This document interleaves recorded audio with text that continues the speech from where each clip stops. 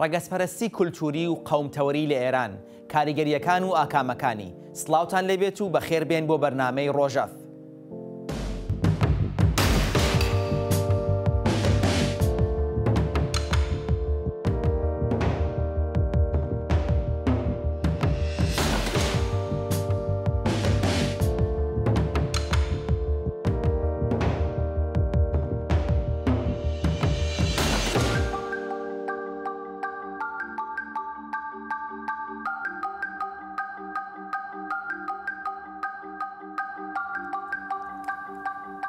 هەڵسوکەوتی هەندێک لە هاوڵاتیانی ئێرانی لەگەڵ پەنابەرانی ئەفغانستانی لە ئێران و شێوازی ڕوانینیان بە عەرەبەکان لە نووسراوە و لە تۆڕە کۆمەڵایەتیەکاندا و هەروەها ئەو نوکتانەی بۆ تورک و کورد و بەلوچ دروستی دەکەن و سوکایەتیکردنیان بە شێوەزاری فارسی قسەکردنی ئەم هاوڵاتیانە ئەم هاوڵاتی غەیرە فارسانە چ مانایەکی هەیە؟ ئەم دژایەتی ئەویدیکردنە لە کۆمەڵگای ئێرانیدا تەنیا بە مانای دژایەتی خەڵکانی بیانیە و ئەگەر وایە بۆ خەڵکانی ڕۆژئاوایی ناگرێتە خۆی. ئەگەر ئەم هەڵسوکەوتانە ڕەگەزپەرستانەیە چەند لە ئێران بربڵاوە و چ کاریگەریەکی لەسەر کولتور و قەوارەی ئێرانی بوون داناوە و چ ئاکامگەلێک بە شوێن خۆی دادێنێت. ئەو خۆ بۆ زلزانینە کولتوریە کە لە سوکایەتیکردنی قەومی ناوەندی واتە فارس بە ئێتنیکانی تری ئێرانی خۆی دەنوێنێت چ مانایەکی هەیە؟ ئەم قەومتەوەریە چ جیاوازیەکی لەگەڵ ڕەگەزپەرستی هەیە و لە کۆتاییدا چۆن دەبێتە هۆی گۆڕانی فۆرمی ئێرانی بوون بەگشتی؟ ئازیزان ئەم باسەوەم پرسیارانە لەگەڵ میوانەکان بەرنامە تاوتۆ دەکەین، بەڵام پێش ئەوی بچین لە میوانەکان فەرمونون لەگەڵ راپۆرتێکی کورت لەم پەیوەندیەدا. کردار و زمانی سوکایەتیکردن کە هەڵگری ژێرپێنانی کەرامەتی ئەویدی بێت لە ئێرانی هاوچەرخدا بێوێنە نییە. هەم لە نووسراوە و هەم لە زاراوە و هەم لە تۆڕە کۆمەڵایەتیەکان و هەڵسوکەوتی ڕۆژانەی ژیاندا دەتوانین ئاسەواری ئاشکرای دژایەتی شوناسی ئەویدی و خۆبەزرزانینی کولتوری ببینین. ئەوەی خەڵکانی عەرەب، ئەفغانستانی، جووەکان، موسڵمانانی سونی، بەهایەکان و هەروەها تورک و کورد و بەلوچ لە ئێران ئەزموونی دەکەن کاردانەوەیکی ڕەگەزپەرستیە یان ئیتنۆسەنتەریزمە واتە قەومتەوەری. هەندێک لە پسپۆڕان لەسەر ئەو باوەڕن کە زاڵبوونی قەواری قەومتەوەری فارس لە دەسەڵات و سیاسەتدا بۆتە هۆی ئەوەی کە زۆربەی ڕەفتارەکانی دژی ئەویدی لە ئێران وەک قەومتەوەری شۆڤەکاری بکرێت. بەڵام دژایەتی عەرەب و سوکایەتی بە پەنابەرانی ئەفغان کاردانەوەی ڕەگەزپەرستی کولتوریە. ئەگەرچی ڕەگەزپەرستی لە مانە کلاسیکەکەیدا ئاماژەی بە ئەگەری نابەرامبەری نێوان ڕەگەزەکانی مرۆڤ بە پێی بایۆلۆژیا، بەڵام خوێندنەوەنیەکان بۆ ڕەگەزپەرستی هەموو چەشنە هەڵاوێردنێک بە پێی جیاوازی ئاینی، زمانی و ئیتنیکی وەک ڕەگەزپەرستی کولتوری شرۆڤە دەکەن. بەم پێیە لە ڕوانگەی ڕەگەزپەرستەکانەوە عەرەب و ئەفغانەکان لە ئێران بە هەڵگری کولتورێکی دواکەوت و دەناسرێنرێن و هیچ بەختێکیان بۆ گۆڕان نییە. بەڵام ڕوانینی زۆرینە بۆ ئیتنیکەکانی کورد و تورک و بەلوچ وەک قەومتەوەری پێناسە دەکرێن. لە ڕوانگەی قەومتەوەریەوە کولتور و ستانداری ئیتنیکی سەردەست پێوانەی لەگدانەوەی ئاسی پێشکەوتوی هەموو کولتورەکانی دیکەیە. قەومتەوەری سەردەست لە ئێران تاکی کەسایەتی غەیرە فارسەکان ناکاتە ئامانج، بەڵکو شوناسی ئیتنیکی ئەوان دەپێشێت. هەر بۆیە ئەگەر لە ئێران کوردێک، تورکێک یان بەلوچێک زمان و نیشانە کولتورەکانی قەومی سەردەست دەرونی بکاتەوە و شەرعەتی بێڕکابەری زمانی فارسی قبول بکات وەک ئێرانیشی ڕەسەن دەناسرێت و چیتر سوکایەتی پێناکرێت. ڕەگەزپەرستی قۆمتەوەری جگە لە کاریگەری نەرێنی بەربڵاو لەسەر پەیوەندیەکانی کۆمەڵایەتی نێوان گەلانی ئێران بەگشتی لە درێژخاندا مانای ئێرانی بوون تووشی قەیران دەکات. ڕۆشنبیران و چالاکوانانی سیاسی چۆن دەتوانن بەرەنگاری ئەم ناتەبایە ببنەوە؟ میوانەکانی بەنامەی حوتەکە لە ڕێگای سکایپەوە لەگەڵمان دەبن، بریتین لە بەڕێزان دکتۆر سعید پەیوەندی کۆمەڵاس و مامۆستای زانکۆی لۆریەن لە فەڕەنسا و دکتۆر مەحموودی ڕۆستەمی پسپۆڕی زانستگەلی سیاسی لە ئەڵمان. بەخێرهاتنی هەردوو میوانی بەرنامە دەکەم و لەسەر ئیزنیان لەگەڵ دکتۆر پەیوەندی دەست پێ دەکەم. دکتۆر پەیوەندی، ئەو هەڵسوکەوتانی لە ئێران بەرامبەر بەگشتی ڕەگەزی عەرەب و ئێرانی عەرەبەکان و هەروە پەنابەرانی ئەفغانستانی دەیبینین بە چ بمانایەکە؟ ئەمە بمانای ڕەگەزپەرستی لە ئێراندا یان نا؟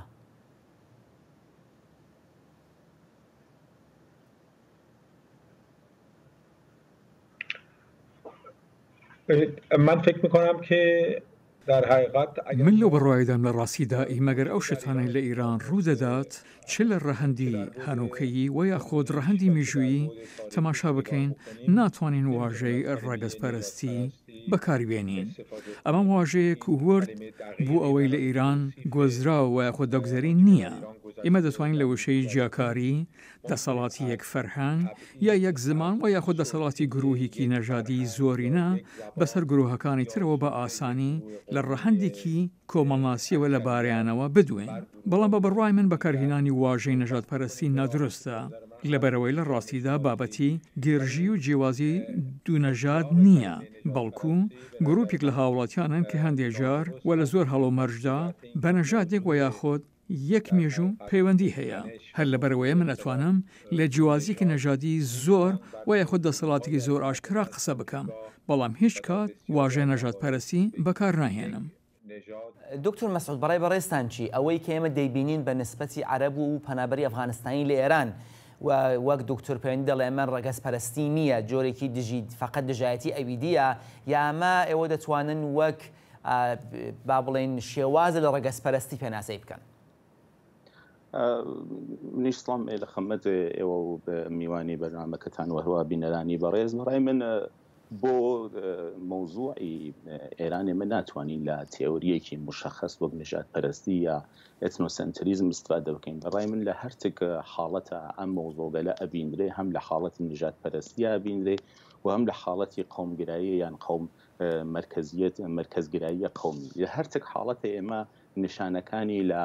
فەرهەنگی فارسیە و هەروەها لە ئێران ئابینی. بۆ نمونە ئێمە ئەسڵەن خودی ناوی ئێران بەپێ ئەو تۆسیفاتێکە خودی فارس ئەیکان نەوەی کە دیگەران بیکەن بریتیە لە سەرزەوینی ئاریاییەکان. لێرە تۆ مۆرێکت هەیە بەناو مۆری ئاریایی، ئەم مۆرە ئاریاییە لە هەر شوێنێکا تۆ بینی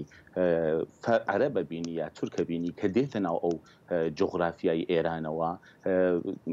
لە ئەدەبیاتێک استفادەیان بۆکەن کە بناوەوەی کە عەرەبی ئێرانیان ئەمانە عەرەب گەلێک ئێرانی گەلێکن کە بووگن بە عەرەب یان ئێرانی گەلێکن کە بووگن بە تورک. یعنی ها لە واقع لێرە نژاد ئەو هێڕشا کردێتە، یعنی لێرە ئیساڵەتە لەسەر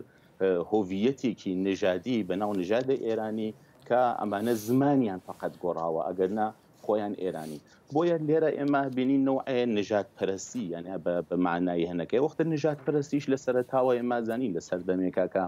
لە ئوروپا سەری هەڵدا ئەساسەن معیارەکانی کوردن فەرهەنگی بوون. دواتر هاتە سەرەوە بەحسکەلێکی لەسەر کراکە ئەم بەحسکەلە چوە سەر DNA و چوە سەر خوێن و چوە سەر ئەمە بەحسکەلە و ئێستش بازم بینینەوە کە نژادپەرستی بازم هەر زیاتر گرنگی و ئەهەمیەت و ئەم پەنجا خاتە سەر ڕەهەندە فەرهەنگیەکان تا زیاترکە بەسڵاح ڕەهەندە بەسڵاح ژنەتیکیەکان. بەڵام لە هەمان کاتە ئێمە ئەبینین کە ئێتنۆسەنتریزمیش لە شوێنگەلێکە هەیە کە فەرهەنگی قەومی باڵادەست یان فەرهەنگی ئەو قەومەی کە بەسەر باقی قەومیەتەکانە حکومڕانیەکە معیارگەلێک تعریفەکە کە ئەو معیارگەلە وەکو ئەرزش پێناساکرێ و ئەگەر کەسێک ئەو لە چوارچێوەی ئەو ئەرزشکە لە هەڵسوکەوت نەکا یان نەتوانێت دەرونی بکاتەوە بەنوعی ئەخرێتە پراوێزەوە یا ئەکرگێتە بەنوعی ئەکرگێتە جێگەی گاڵتە بازاڕ و گاڵتە پێکردن. سپاسانەکەم. دکتۆر پەیوەندی بەڕێزت دەفەرمووی کە ئەمن ئەم ڕەفتارانە ناتوانین وەک ڕەگەزپەرستی پێناسە بکەین، بەڵام لە هەندێک لە خوێندنەوە نوێیەکان هەن سەبارەت بە ڕەگەزپەرستی کە دەڵێن ئیتر ناتوانین ڕەگەزپەرستی تەنیا بە پێی ڕەگەز واتە نێژات پێناسە بکەین و هەر چەشنە هەڵاواردنێک کە گروپگەلی جیاوازی ئاینی و ئێتنیکی بەهۆی جیاوازی کولتوریەوە یا ئێتنیکیەوە بکاتە ئامانج جۆرێک ڕەگەزپەرستیە. واتێتە ڕەگەزپەرستی تەنیا لە بواری بیۆلۆژیک و تاریف ناکرێت، بەسراوەتەوە بە تایبەتمەندی کۆمەڵایەتیەکانیش. ئەوەی کە دەکوترێت چاودێران دەڵێن وەک دکتۆر مەسعودی ئاماژەی پێدا ڕەنگە ئەوەی کە مەجاران دەیبینین ڕەگەزپەرستی کولتوریە.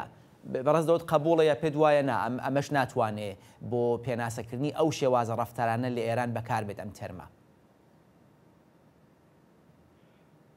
ببینید اون چی که در جامعه ایران دیده میشه در حقیقت باید دید تا چه حد نتیجه یک حکومت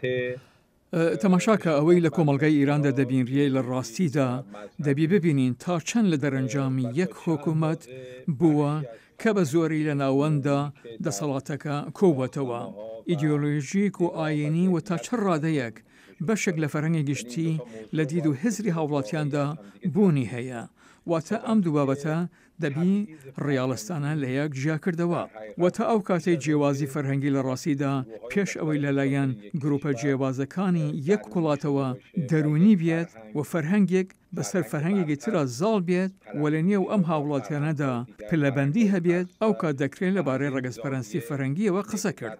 بەڵام لەبارەی ئیرانەوە بە تایبەت من لەو بڕواایەدام ئەوەی ئێمە سەر و کارمان لەگەڵدا هەیە پێش ئەوەی نەگایەک لە دەرونی هاوڵاتیان بکەین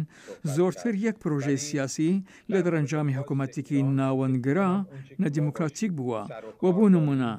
گوێگرتن لە موزیکی کوردی لە بەشەکانی تری ئیراندا لە ڕاستیدا شتێکی نێگاتیڤ نییە گەشت بە فەرهەنگێک بێت و یاخۆت لە بەرامبەر موزیکی ئیراندا ڕابوەستێ و یاخۆت دوو کورد زوان پێکەوە بە کوردی قسە بکەن من خۆم لە ژیانم لە کاتانی لە زانکۆدا بووم لە تاران بە هیچ شێوەیەک فرۆمێکی نەگەتیڤانە نەبوو و یاخۆت بە چاوێکی سووکەوە تەماشا نەدەکرا لە ڕاستیدا ئەوەی تێبینی کرد دەبی جاکردنەوەیەک بکرد لە نیوان دەسەڵاتە گەورەکانی یەک کۆمەڵگا حکوومەت و دیدی حکوومەت و یاخۆت بەو جۆرە میدیەکانی دەوڵەت کار دەکەن و بیرروبووچوونی ئەو پەیوەندیەی لە نیوان هاوڵاتیاندا هەیە. دکتۆر پەیوەندی ببورن دکتۆر پەیوەندی ببورن قسەکەتان پێ بڕم داوای لێبوردنەکەم توش پەیوەندی جیاوازیەک لێرەدا دادەنێن ئەوانەی کە ڕەخنە دەگرن لەم بوارەدا دەڵێن کە ئەوەی کە دژی ئەفغانستانی و عەرەب لە ئێران دەبینرێت ئەوە ڕنگدانەوەی ئەو ڕەگەزپەرستیە کولتوریەیە واتە کاڵچرال ڕێشێسمەیە کە دەبێتەوە هۆی ئەوە عەرەب بە کەمتر لە خۆیان بزانن ئەفغانستانی بە کەمتر بزانن بە ئەفاغەنە ناویان ببن سوکایەتیان پێ بکەن بەهۆی ڕەگەزیانەوە ئەوەی کە دژی کورد و تورک و بەلوچ لە با بڵێن نوکتەکاندا کە پێ دەڵێت جۆکەکاندا دەبینرێت ئەوە ڕنگدانەوەی ئێتنۆسنتریزمە بەڕێزت ئەو جۆرە جیاکردنەوەت پێ دروستە یان نا؟ حتما تفاوت هست. من ضمن اینکه فکر میکنم هر دوتاش بسیار منفی هستند و هر دوتاش یه نوعی بێگومان شێوازی هەیە هەرچەند لەو بڕواایەدام هەردوو زۆر نگەتیڤن و هەردوو بە جۆرێک بە چاوێکی سوکتر تەماشای فەرهەنگی وڵاتێک دەکەن و سنوورداری وڵاتێک دەکەن و دەوڵەمەندی فەرهەنگی سنووردار دەکەن و جۆرا و جۆری فەرهەنگی کە لە وڵاتێکدا هەیە سنووردار دەکەن لە ڕاستیدا دەکرێت لە نیوان ئەمانەدا جیاوازی هەیە سەبارەت بە ئەفغانیەکان من زۆرتر لەو بڕواایەدام بەهۆی بێگانەبوونیاندایە بە هەمان شێوەکە لە ئەوروپادا بەرامبەر بە کۆچبەرانی بێگانە هەیە و ئەم بێگانەبوونە شیانی هەیە هۆی جیاوازی هەبی بەڵام سەبارەت بە ئەفغانیەکان بە تایبەت دەگەڕێنەوە بۆ تایبەتمەندیە مێژوویەکانمان لە پەیوەندەکاندا لەگەڵ ئەفغانستان و هەروەها بە تایبەتمەندیەکانی میژووی و کۆمەڵناسی گروپە کۆچبەرەکانی ئەفغانیە سەرەڕای ئەوانە ڕۆبەڕووی جیاوازیەکی ڕەگەزی داین و ڕۆبەڕووی جەورەستەمێکی زۆرن بەڵام بەڕای من ئەمە زۆر سەختە بە ڕەگەزپەرستی ناوی ببین بەڵام سەبارەت بە قسە و جۆکانەی کە لە ئیراندا بڵاوە تەماشاکە من لە بڕواایەدام ئەم جۆکانە تەنها دژ بە کەمایەتیەکانیە هەمان ئەم جۆکانە لەسەر ڕەشتیەکان هەیە لەسەر قەزوینیەکان سەر ئەسفەهانیەکان و لە هەموو وڵاتاندا ئەمە هەیە کە هەندێک لەم جۆکانە سوکایەتیکردنە کە دەبی بەرەنگاریان ببینەوە بەڵام هەر ئەم جۆکانە ئەگەر سەرنج بدەین دووبارە دەبنەوە و تەنها گرۆڤیەک ناگرێتەوە و بگرە هەندێک جار لەسەر خۆدی فارسەکانیش هەیە هەر لێرەوە من لەو بڕواایەدام دەبێ کەمێک وەرتر ببین لە هەڵبژێری نمونونەکان لەبەرەوەی ناکرێ هەموو شتەکان بە یەک چەو تەماشا کرد و شی کرد. زۆر سپاس پەیوەندی دکتۆر مەسعود کەواتە دکتۆر پەیوەندی قایل بەوە نییە کە ئێمە لە ئێراندا ڕەگەزپەرستی کولتوریمان هەیە دەڵێ ئەمە فەقەت دژایەتی بیانیە و ئەوەش کە بە نسبەتی کورد و بەلوچ و تورکەی ناتوانێت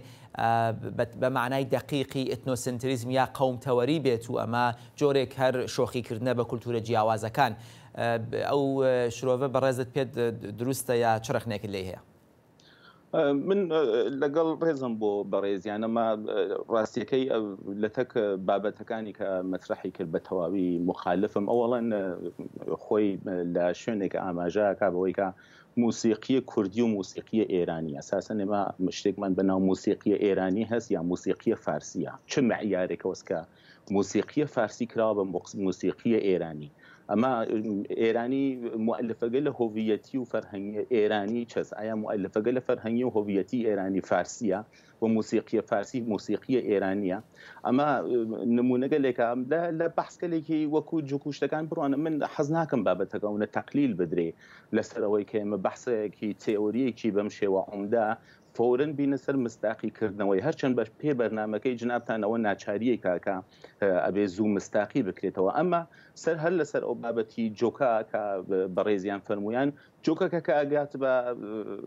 لۆڕەکە هۆڤیەتیە ئەگا بە تورکەکە هۆڤیەتیە نایژن مەسەڵەن تەبریزیەک یا مەسەڵەن زەنجانیەکەیژن تورکیە ئەگا بە لۆڕەکە نایژن خۆڕەمابادیەک یا مەسەڵەن فڵانش شارەکەیژن تورک لۆڕێک یا ئەگا بە کوردەکە بە هەمان شێوە ئەمما ئەگا بە فارسەکە هۆڤیەتی نییە ئەبێتە ئیسفەهانی ئەبێتە شیرازی ئەبێتە تارانی ئەمە یانە من حیفم لێ هات باسەکە ونە زوو هاتە سەرم ئاستە کە ئێمە بچینە سەر ئەم مۆزۆگەلە ئەمما بە پێ ئەو هێنە من لەگەڵ بەڕێزیان نیم یانە نژاد پەرستی بەشێکە لە هۆڤیەتی فارسی ئەمە لە سەردەمێکەوەکە لە وەکو هەم لە نەزەری شیعەگەراییەوە کە شیعە وەکو کەسێکە کە ئەساسەن بەرتەریەکی فەرهەنگی هەیە ئەوەی کە شیعەیە هێنا ئەمە بەسڵاح بەرتەرە نسبەت بە باقی ئەدیانەکان ئەمما لەوە گرنگتر ئێمە لە سەرەتایی سەردەمی دەوڵەتی یان دامەزراندنی دەوڵەتی مۆدێرنەوە لە ئێران مەوجێک کە بینین لە بەحسی لە کتێبگەلێک کە تۆ بەعامە لە ناو کۆمەلگا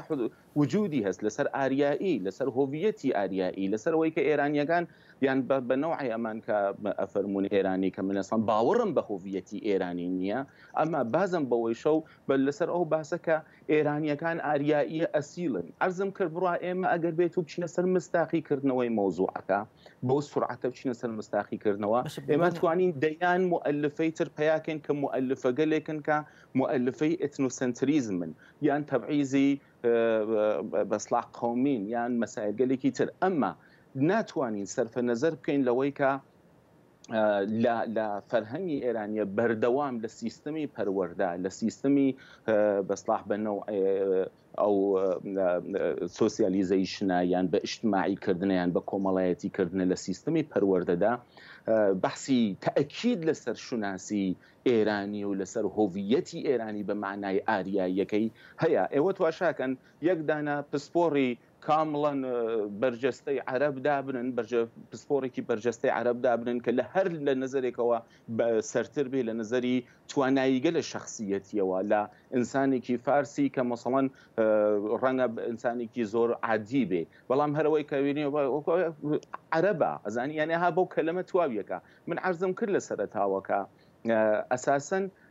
مۆرێک هەڵگیریاگە مۆرێک بە ناو مۆری ئێرانی کە ئەم ئێرانیە بە معنای ئاریا سەرزەوینی ئاریاییەکانە تورکەکان کە من بازم لەگەڵ جەنابیشت کاک شاهد مخالفم کە تورکەکانیش چنە ناو ئێتنۆسەنتریزمەوە تورکەکان ئەگا بە تورکەکان نەبن بە ئازەری ئێرانی گەلێک کە بە تورک کراون یانە ئاریایی گەلێک کە بووگن بە تورک ئەگا بە عەرەب سامی گەلێک ئێرانی گەلێک ئاریایی گەلێک کە بووگن بە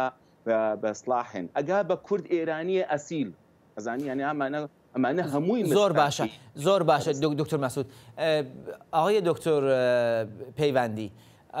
ئەوەی کە دکتۆر مەسعود ئاماژەی بێدا ئەوەیە کە دەڵێ بە گشتی بە ئێرانی زانین جۆرە غەیریەت سازیە کە معنایەکی با بڵێن سیاسی گونجاوی نییە ئەم ئێرانیە کێیە ئەگەر کورد فەرهەنگەکەی لێی جیایە ئەگەر تورک لێی جیایە ئەگەر عەرەب لێی جیایە و بەگشتی ئاماژەدان بە کولتوری بناوی کولتوری ئێرانی فەرهەنگی ئێرانی شوناسی ئێرانی هەڵگری ئەو معنایانەیە کە لەگەڵ خۆی دژایەتی و سەرکوتکردنی ئەویدی ئەهێنێ کە لێرە یا وەک ڕەگەزپەرستی ئاماژەی پێدا و دکتۆر مەسعود ئاماژەدا بەوە کە ئەمە کولتوری فارسە کە خۆی بە هەیئەتی با بڵێن نەتەوەیی ملی هەڵەکێشێت ئەو بۆ خۆی دابی نەکات ئەو ئەوی تر بەوە سەرکوتەکات و دەڵێت ئەمە لەگەڵ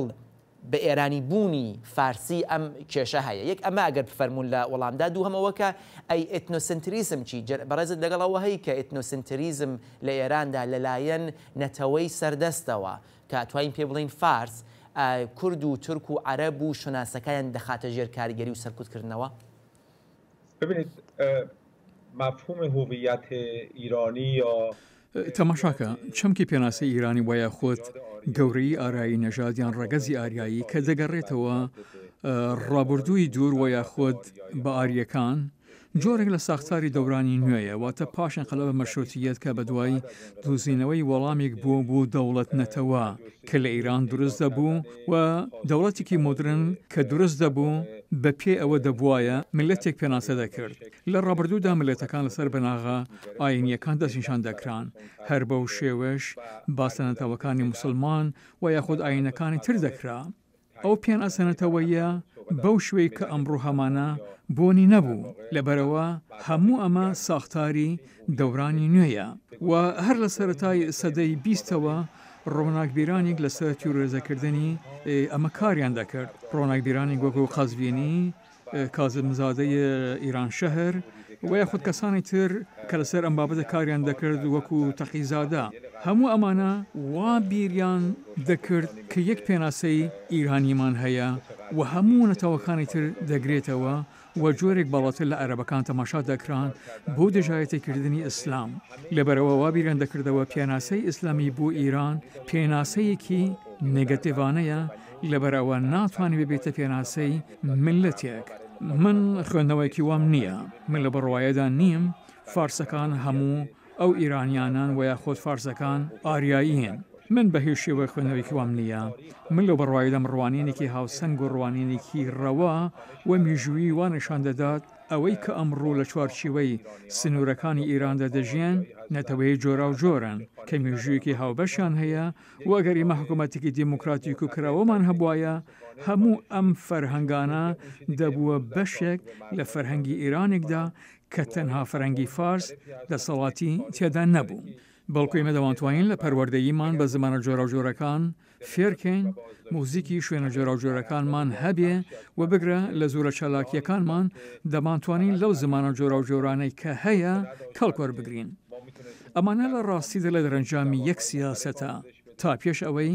لە نیگای هاوڵاتیان شتێکی دەرونی و قوڵ بوونی هەبێت ڕەگەزپەرستی یەک تیۆریە کە لە ڕاستیدا ڕوونکردنەوەی تێدایە بۆ جیاوازی و نایابی و ئەم ڕوونکردنەوە ئەم تیۆریزەکردنە ئەم جیاوازی و نابەرابەریە لە ئیران لەبارەی فەرهەنگەکانەوە بۆنی نییە و هەر لەبەرەوە بە بڕوای من ئەگەر واژەی مۆزیکی ئیرانیم بەکارهێنا بە هەڵە بەکاریم هێنا من ئەمویست بڵێم مۆزیکی فارسی بە زوانی فارسی مۆزیکی کوردی لۆڕی بەلوچەکان هەموو ئەمانە بەشێک لە مۆزیکی ئیرانیان و زۆر ڕێیەکەوە نزیکن و ئەوەی ئەمانە لە یەک جاکردوتەوە و پراویست خستووە و جێوازی لە بەرامبەریاندا کراوە لە ڕاستیدا لە دەرەنجامی سیاست و نێگا ئەرزشەکان سیستمی ئەرزشی کە لە هزری مرۆڤەکان بۆنی هەیە لە ناو کۆمەڵگا زۆر باشە دکتۆر مەسعود بەڕێزت پێ وایە کە چەند نەتەوەخوازی ئفراتی و هێرشبەر ئەو شێواز نەتەوەخوازیە کە غەیرەس خۆی هیچی ئەویدیە قبول ناکات و ئامادە نییە لەگەڵ نەتەوەکانی ترە و لەگەڵ با بڵێن حەزە هوڤیەتەکانی تردا تەعاملی هەبێت ئەوە چەند کاریگەری بۆ لەسەر ئەو شتەکەەوە دەفەرمونون ڕەگەز پەرستیە ئێتنۆسنتریزمە لە ئێرانە ئەو ڕەگەز ئەو ناسیۆنالیسمە ئفراتیەی کە پێیتەوەڵێ ناسیۆنالیسمی ئفراتی فارس لە ئێراندا چۆن بۆتە هۆی ئەو کێشانە کە ئێستا هەمانە بڕاکاک شاهد من ئەوەی کە ئێمە ئەتوانین چۆن بین لە ئێرانە لە تەک ئەوەی کە ئێمە ئەوەی کە مەحسووری چییە ئەو وەزعیەتە دوو بەحسی متفاوتە کە میوانی بەڕێستان مەترحیەکە میوانی بەڕێز لەسەر وەزعی چۆن ئەبێ ئەتوانین بوێن وەزعیەتەکە چۆن ئەتوانێ بوێ قسەکە من لەسەرەوەی کە بنەما فەرهەنگی و تاریخی و شرایەتێکە ئەم وەزعیەتەی خوڵقان دووە قسەکەم بەڵێ ئێمە ئەتوانین ئێرانێکی متەکەسرمان هەبێ ئێمە ئەمانە گشتی ئەکرگێ ئەمە قسەها لەسەرەوەکە مەسڵ بۆ نمونە میوانی بەڕێستان ئەفەرمێکە ئەم ئەقوامە تاریخی مشترکیان هەیە ئەم تاریخی مشترەکە لەکوێنەوە هاتووە لەکوێنە خەریکن باس لەم تاریخە مشترەکەکەن تاریخێکە تا لەسەر هەڵدانی دەوڵەتی مۆدێرن تاریخی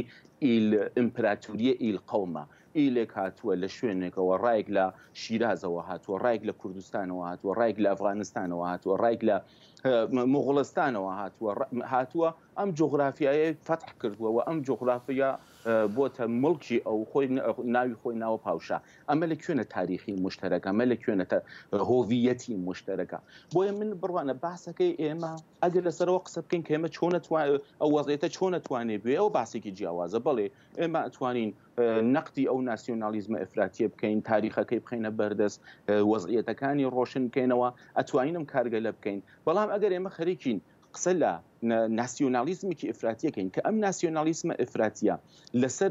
خەریکە بەسڵاح بە سیستمی پەروەردە و من لەگەڵەوە نیم کە ئێمە توش بێژین ئەمە سیستمی پەروەردەی سیاسیە ئەساسەن ئینسانەکان لە پەروەردەی کە تێنە دەرەوە کە ئەو نظامە سیاسیە مدیریەتیەکە دەرونی ئەکاتەوە ئینسانی ئێرانی بڕوانە هیچ ئاڵمانیەک ئیمڕۆژە ناتوانێت دانیشی فەلسفە عقلانیەتی هێگەڵیت بۆ تۆزیح بە ئەمما هەمویان لە چوارچێوەی عقلانیەتی هێگەڵیە ئەجوڵنەوە ئەزانیە نەمە بە سیستمی پەروەردەم کارەکراوە بەڵێ تۆ گەرەکە دوێت تعریفێکی دقیق لە نژاد پەرستی لە لای کەسێکی ئێرانی بکەی ناتوانێت بیکا بۆ جنابێت ئەمما ئەگەر ئەم ئینسانە ئێرانیە لە هەڵسو کەوتە ڕۆژانەکانیان تۆ تواشایی بکەی ئەم ئینسانە فارسە لە هەڵسو کەوتە ڕۆژانەکانی تماشاکەی سەرشارە لیپا و لیپە لە نژاد پەرستی و لە نەفیە دیگەری و لە خۆبە زلزانین و لە تحقیری هۆڤیەتەکانی تر ئەم ناسیۆنالیزمە من ناسیۆنالیزمی ئفراتی بەکار نابم مە ئێندی فاشیزمێکە کە لە ئێرانە وجودی هەیە لە سەردەستی فارسەوە و ئەمە بەداخەوە نووسری فارس بە جێگەی ئەوە کە ئەم بنەما فکریگەلە بگرێتە ئەم مەفروزەگەلە بگرێت بکێشێ بە چالشە ئۆکێ ئێمە تاریخێکی هاوبەشمان نەبووە ئەم تاریخە هاوبەشە لە سەردەمی مۆدێرنەوە تلاش کراوە کە ئەم خانشە بخرێتە بەردەست زۆر باشە هۆڤیەتێکی ئەزەلی بۆ ئێران تعریف کردی ئیجازە بەتخوا کاک شاید یەک دقە هۆڤیەتێکی ئەزەلی بۆ ئێران تعریف بکردی ئەم هۆڤیەتە ئەزەلیە لە محوەری ئەم هۆڤیەتە ئەزەلیە فارس دانیشتووە و باقی قومیەتەکان بە پێی ئەو پێوەرە ئەو سنجشە کە هۆڤیەتی فارسی خەریکە تعریفیەکە پێناساکرێ زۆر سپاسانەکەم دکتۆر پەیوەندی کاتمان نەماوە ئەگەر بکەیت لە 30 سانیە بەڕای ئێوە ئیدامەی ئەم ڕەوشە هەر جۆرە پێناسەی بکەن ئیدامەی ئەم ڕەوشە ئێران دەگەێنێتە کوێ ئایا ئەسەن ممکنە ئەخلاقەن ئیدامەی ئەم ڕەوشە ممکنە یا بێت چاوەڕوان کە ئێران تووشی لە یەکترازان و فروپاشی بێت من در 30 ثانیه خیلی لە سیخۆلاک شتیوە ناوترێ بەڵام ئەوەی کە بنەڕەتە بڵێم دەوڵەتی ئیران و سیستمی پەروەردە و فێرکردنی ئیران لایەنگیری ملەتی ئیران نییە و لە هیچ شوێنێکی پەرتوکەکانی فێرکردندا هیچ ناسیۆنالیزمێک لە ڕاستیدا بوونی نییە ئەوەی کە هەیە شیعەگەریە یەکگرتووی ئیسلامی ئۆمەی ئیسلامی هەیە لەبەر ئەوە لام زۆر سێرە کە دۆستانم باسی پەرتوکەکانی پەروەردە و فێرکردن دەکەن ئایا قەت چاوتان بە پەرتوکاندا کەوتووە؟ زۆر سپاس لە هەردووانی بەڕێزی بەرنامە و ئێوەی ئازیز کە تا کۆتایی بەڕێنەکەڵمان بوون زۆر داوای لێبوردنەکەم کاتمان کەم بوو تا بێگەیشتنەوەیەکی تر ژیانتان پڕ لە شادی و سەرکەوتن.